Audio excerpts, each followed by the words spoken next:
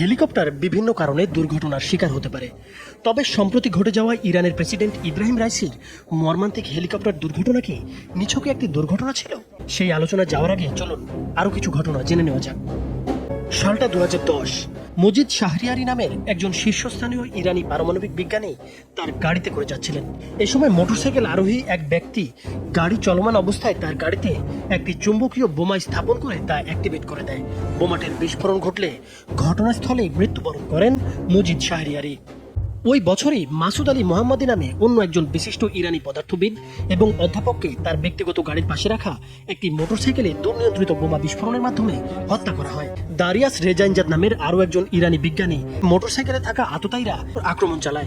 গুরুতর আহত অবস্থায় হাসপাতালে ভর্তি করা হলে মারা যান তিনি। ইরানের সামরিক ঘাঁটিতে বিশাল একটি বিস্ফোরণে নিহত হন ইরানের ক্ষেপণাস্ত্র কর্মসূচির একজন শীর্ষস্থানীয় বিশেষজ্ঞ